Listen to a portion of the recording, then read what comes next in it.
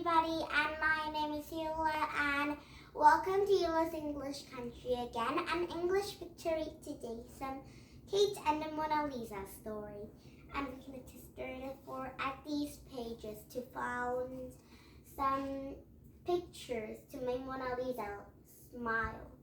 But Kate and Mona Lisa didn't find it yet. So they need to find another picture. And I'm reading the story today, okay? And now, one more time that you're reading about it, the Marvin Redpost, the Magic Crystal story. And we can just read the four at these.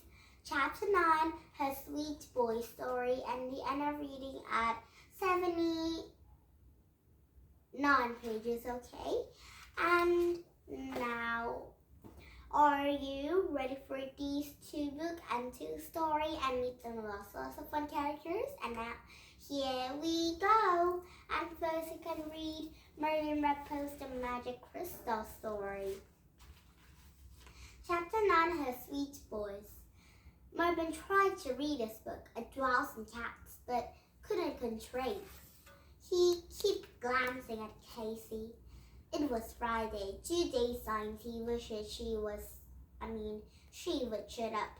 She still wasn't talking. He wondered how long she could go on pretending. Casey caught him looking at her. She glared back at him, as if to say, "What are you looking at?" And Marvin didn't look away. "You're going to have to talk sometime," he thought. "You can't keep these forever."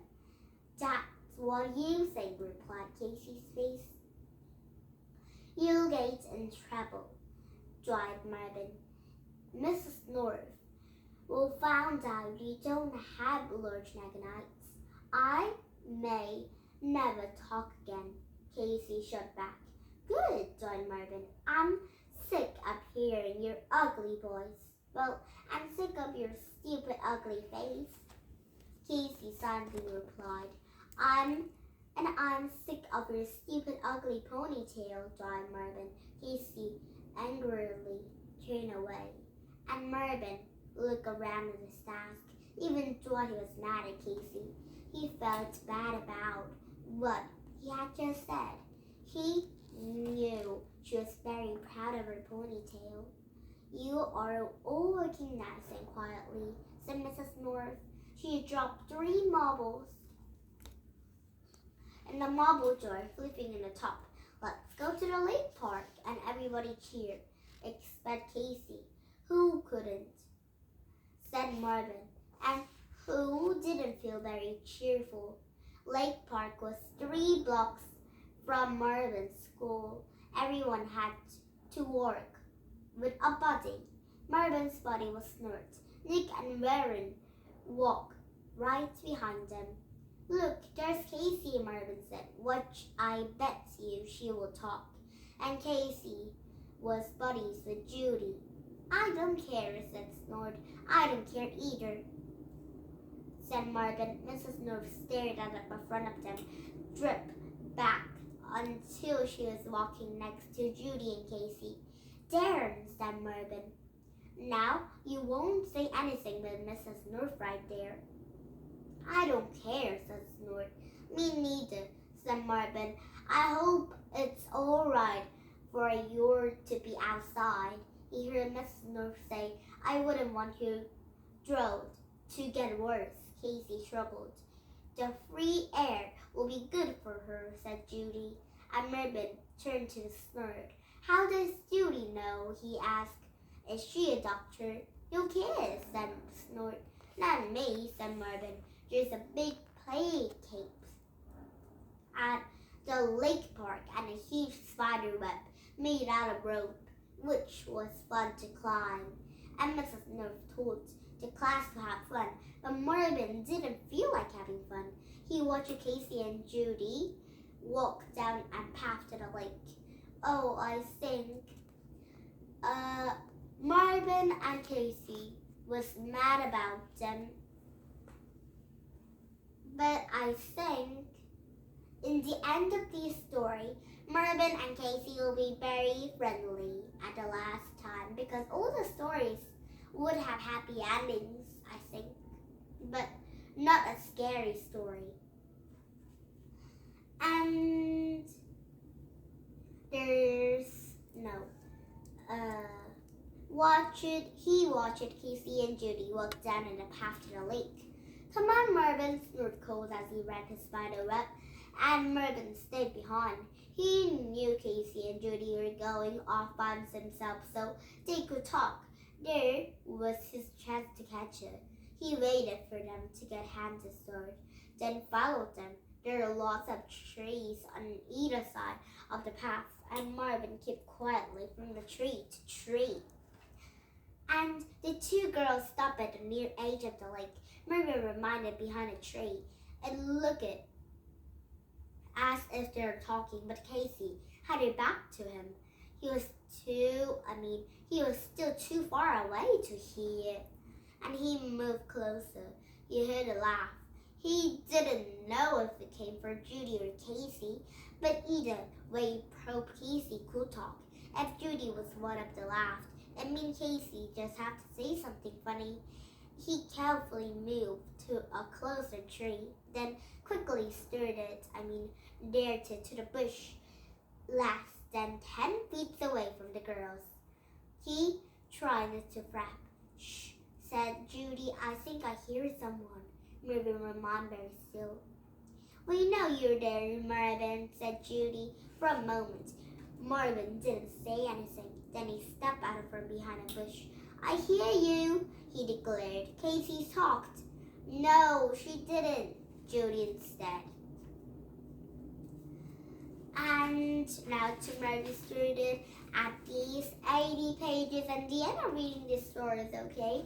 And now, one more time since we're reading about it, some Kate and the Mona Lisa story. These pages, okay? And now, they quickly climbed out of the picture and ran into another room before the three dancers could catch them. Mona Lisa saw a picture called The Lion Opposite, marked by a buttercup panel, and she could see a sea of banners behind a lion. I've always wanted to visit a banner, sighed Mona Lisa. Kate thought it will be a good place to hide from the angry dancers. She took Mona Lisa's hand and went through the frame into the picture. The lion was very friendly. Welcome to Banners, he said. There's water everywhere, said Kate. Where's the flood?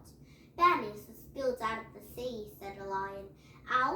Shall carry you over the water. And they climbed the lion's back, and he opened. His beautiful rainbow wings flew up in the air below them. And banners sparkled like a silver gold. Oh, what a beautiful wing, aren't they, everybody? But I'm surprised lion have wings. And the lion carried them in the Grand Canal, and they got into a boat gondola. And the people in banners waved songs to give a pasta and ice cream to eat. And Kate wanted to have seconds of everything, but just then she saw the gondola was sprung a leak. Oh, I love gondola too. And my dress will be ruined, said Mona Lisa. What shall we do? I'll fly you back in the picture frame, said a lion. Climb on. And they held the lion's mane and flew up in the sky. I'm flipping off, yelled Kate, hanging on to one of the lion's wings. Oh dear, said the lion. I think I'm going to crash. And they flew straight off the frame and fell into a gallery. Mamma mia, said Mona Lisa. And in the front up and set, and the dragon, and he swooped out of clouds and smoke and rolled at them. And they behind the dragon stood the St. George and the princess, with three dancers. They all looked very cross indeed. Oh dear, what a muddle, said Kate. What shall we do?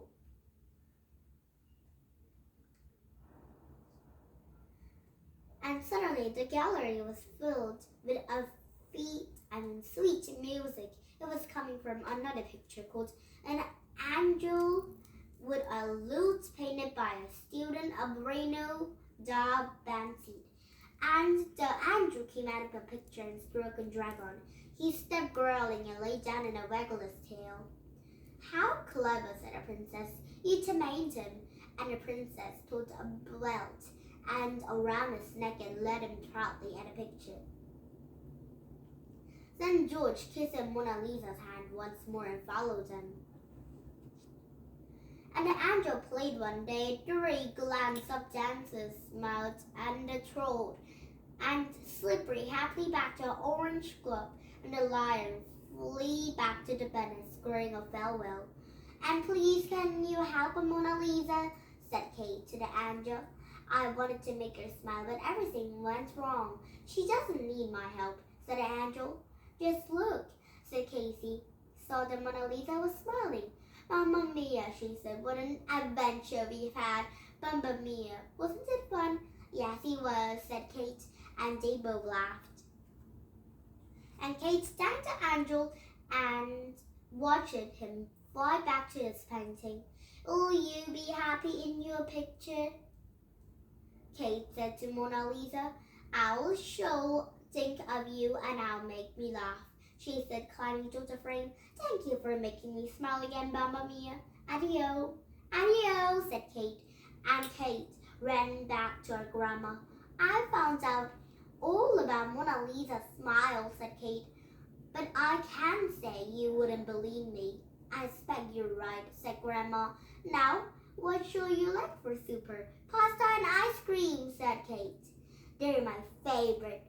And she smiled a secret smile, just like Mona Lisa. Now the other reading these, Kate and the Mona Lisa story, and tomorrow we started at tomorrow we read a new book and new stories. New book and new story, okay?